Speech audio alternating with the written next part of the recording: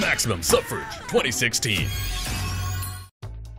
Donald Trump gets to share the headlines with World War II dictators and an ex-KKK wizard. Who shared headlines this past weekend with a KKK chief, Mussolini, and Hitler? 2016 Republican presidential candidate Donald Trump, that's who. Did the GOP's most questionably haired billionaire finally lose the plot? Well, not really.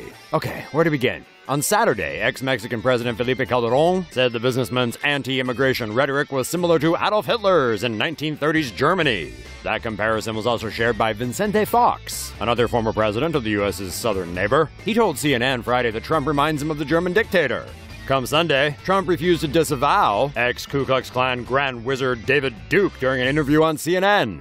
Trump said he didn't know anything about David Duke or white supremacists. Although the billionaire later clarified his position on David Duke, tweeting a video clip from a Friday press conference on Twitter. How do you feel about the recent endorsement from David Duke?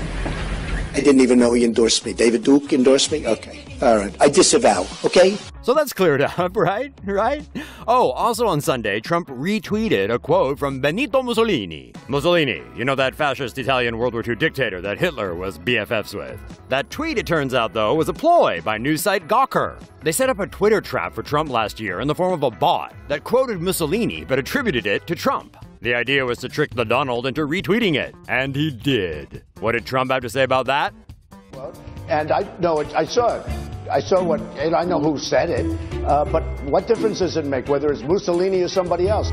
So, let's review the Donald's past few days, shall we? Compared to Hitler by two former Mexican heads of state, making headlines for refusing to condemn ex-KKK Grand Wizard David Duke, and retweeting a quote from World War II fascist Benito Mussolini.